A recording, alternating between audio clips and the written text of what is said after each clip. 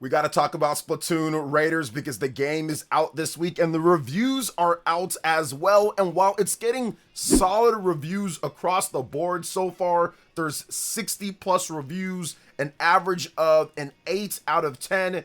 There is some sabotage going on at the very low or bottom of the reviews, and usually I talk about it in a way where I'm like, okay, let's go over the good, let's go over the middle, let's go over the bad, and we're gonna do that, but we've got to get into the emphasis. You guys got to stick around because the last few reviews, in my opinion, based off of what I read, because I actually went and read through the bad reviews of the game at the very bottom, some of them are just saying things for clicks. It seems that way. I don't want to sit there and accuse them 100%, but I'm accusing them when it comes down to it because it doesn't make sense, some of the stuff here. But we're going to go over the good, we're going to go over the bad, we're going to go over everything. So I think it's going to be interesting to see exactly what makes Splatoon Raiders tick, why it's so good, maybe why it's just average for some people, and why some people are saying, oh, well, it's terrible apparently. 4 out of 10.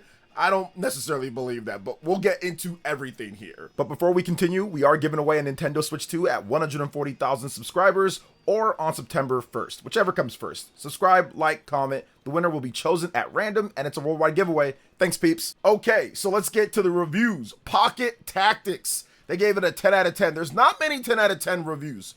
A lot of 8s, a lot of 9s, but only 2 10 out of 10 reviews. Pocket Tactics and Tech Radar Gaming. So I will read one of those. Let's just go with Tech Radar Gaming. They gave it a 10 out of 10 and said, Splatoon Raiders is a wonderful solo reinvention of the popular multiplayer series filled with smartly designed missions and endlessly engaging progression systems.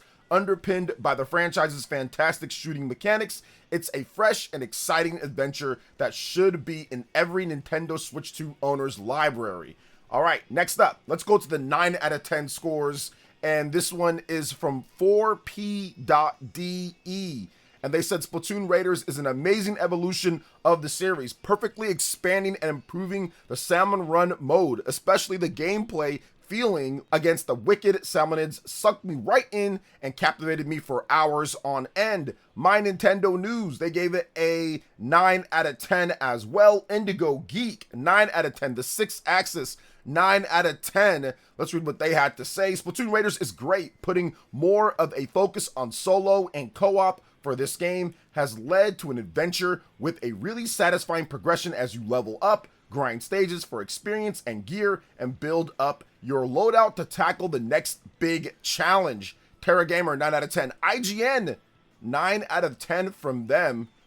Interesting. So let's see what they had to say. 9 out of 10. Splatoon Raiders is an amazing action RPG with an expertly executed loop. It has fantastic new powers with crazy upgrades that are worth chasing. Tough battles that force you to put care into your build in order to overcome them, and a huge variety of fun level types to jump between. The pacing, balance, and difficulty curve are all very impressive. I always had to work to get better, but none of the campaign ever felt like grinding or needless padding. Raiders stays fresh by constantly introducing deeper ways to customize my abilities that spark new ideas for creative combinations. I reached the credits more than 20 hours ago, but thanks to an overpowered endgame worth coming back for and the option to seamlessly play with friends online, I've got plenty of raiding left to do. This is the best Splatoon campaign yet, and one of the top games on Switch 2. And that's what I was thinking. Some people were worried about the replay value or the value of the game, and I'm thinking there's no way after we saw what they showed and all the different levels and the going down to the sub levels and stuff like that, I just knew that there was going to be a lot of content here because it's Splatoon. You know that they're going to pack a non-competitive multiplayer spin-off with tons of stuff to do, because they even pack like the single player campaigns with pretty good amount of content considering they're multiplayer focused. Okay, Nintendo Life also gave it a 9 out of 10. G Infinity, 9 out of 10. Nintendo Insider, 9 out of 10. Loot Level Chill, 9 out of 10. It's going pretty good here. A lot of 9s. PC Games, for some reason, is reviewing a Switch 2 game. They say 9 out of 10 as well. Okay, let's get into the 8 out of 10 scores. Game Informer, 8.8 out of 10, saying though Splatoon's single player content has always been underappreciated, Splatoon Raiders makes it impossible to ignore, shining a bright light on the series' oft slept on side. Area Jugones, 8.7 out of 10. Hobby Consolas, 8.7 out of 10.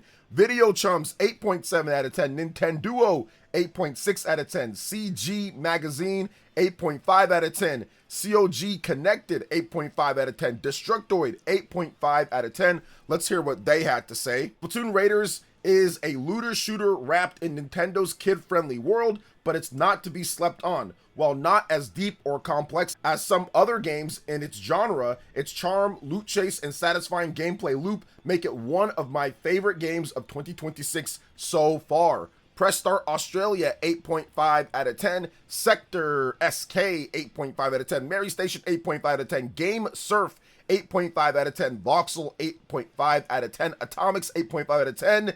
You also have Jux Video, 8.5 out of 10. Games.ch, 8.3 out of 10. Combo Infinito, 8 out of 10. Console Creatures, 8 out of 10. Games Radar Plus, 8 out of 10. Let's read what they had to say. If you've had a hankering for a solo twist on the loot shooter genre, you'll love this, as it does that extremely well. A successful non-PvP outing for the series, Splatoon Raiders has room for improvement, but nonetheless offers a fun adventure that's not quite like anything else. True Gaming, 8 out of 10. VGC gave it an 8 out of 10 or a 4 out of 5 from their review scale, and I'm going to read what they had to say. Splatoon Raiders shows that Nintendo's online multiplayer series works just as well in an offline solo setting. It's very much a game with a single, simple loop: shoot everything, die, upgrade, shoot everything again. But it delivers this loop with such engaging, enjoyable action that you don't need to worry about repetition creeping in. You'll happily open the front door and invite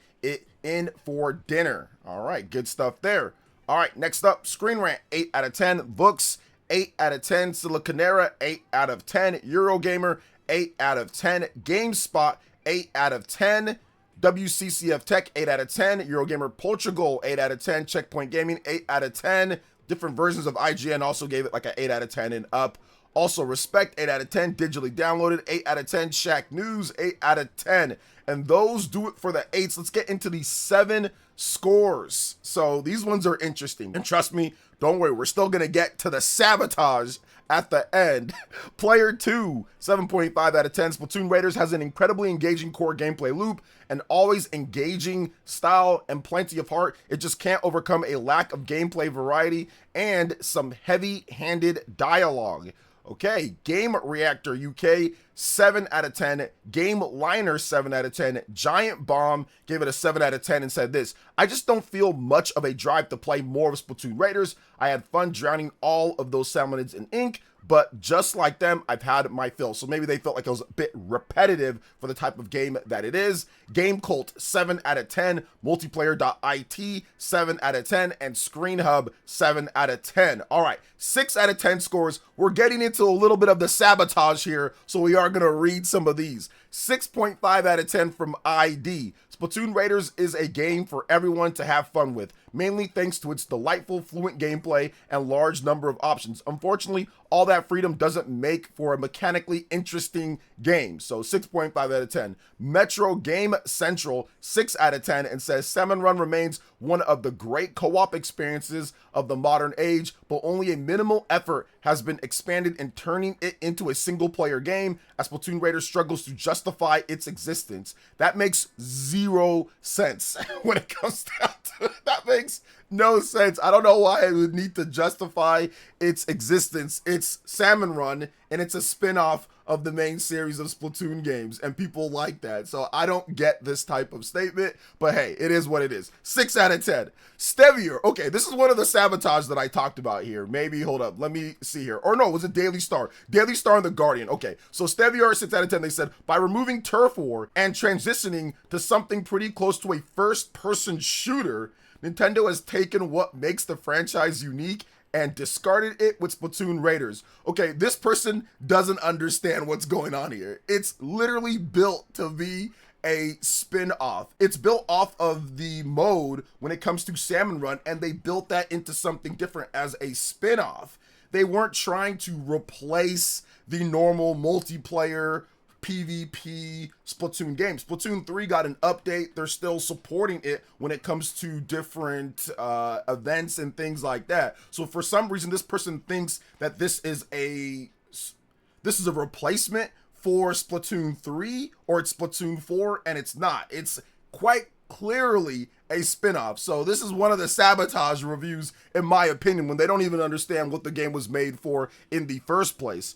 Daily Star, here's another one. 6 out of 10, and says, I've never quite fully gotten to grips with the motion control move the switch around to aim system on top of the thumbstick physical in-game character movement, but it does jobs well enough in this title not to be complete nuisance. What is this guy talking about? Once again, can you not control the Inkling with the thumbstick? It's actually quite easy, and it has complete customizable controls. So I don't know what this guy is talking about when he says, I couldn't quite get the grips with moving the character. It's super easy, and it's just, listen, I'm gonna say this. I don't want to sound crazy with this, guys, but to me, this isn't necessarily debatable with just moving the character around. You couldn't get the grips with just moving the character. Have you not played a third-person shooter? So Daily Star, in my opinion, this is also one of the sabotage reviews. I mean, come on now. All right, now The Guardian, this is the biggest one out of all of them. 4 out of 10, and says, this is the biggest surprise about Splatoon Raiders.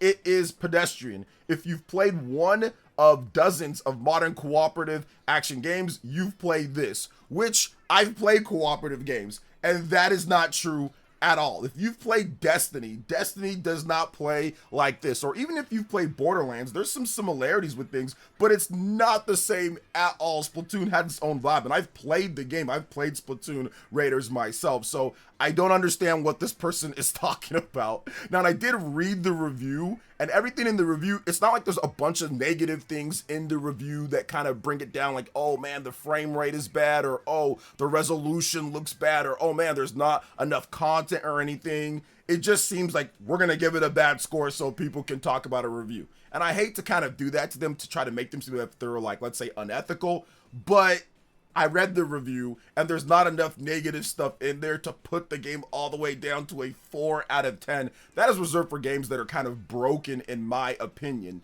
You don't have to necessarily love something, but a 4 out of 10 to me seems like a game that has fundamental problems with the game that's broken. So to me, Guardian is absolutely clickbaiting with the review, which did drop the review score down. This 4 out of 10 and some of these 6 out of 10s definitely dropped it down from where I thought it could be, but I did try to factor in the troll reviews, and I said low 80s. So it's right around where I thought. I said like 81 to 83. But of course, I should have factored in a 4 out of 10 and put it at an 8 out of 10 score. But we'll see. More reviews are still coming in. There's still an opportunity for it to go up, kind of like what's happened like with Star Fox and some of the other games. But either way, that's it. Those are the good reviews. Those are the okay reviews. Those are the middle reviews. And those are the sabotage reviews of Splatoon Raiders. At the end of the day, all you can do is, once again, play it yourself. Check it out. See what you think. Actually look at reviewers or look at people that you know that have the game. The game is coming out, so people are on YouTube are going to be able to play it and review it. So no matter what, at the end of the day, like, I want to make sure that people know that, hey, everyone's entitled to their opinion when it comes to the reviews or when it comes to the game itself. They can think it's good, they can think it's bad. It's up to them, and I'm just simply going over and giving my opinion based off of what I've played, based off of what I've seen with the game, and what I know, my knowledge of Splatoon. So what do you think about everything that we talked about here with Splatoon Raiders? Let me know in the comment section below. Do you plan on picking up the game? I'd love to hear about it. All right, peeps, that wraps it up for this video here. Thank you so much for watching. I do appreciate it. Please make sure you hit that like button, subscribe if you're someone new, click that notification bell, and check out my other Nintendo Switch 2 RPG content and more right here on screen. Thanks for watching, and we'll catch you for the next one. Peace.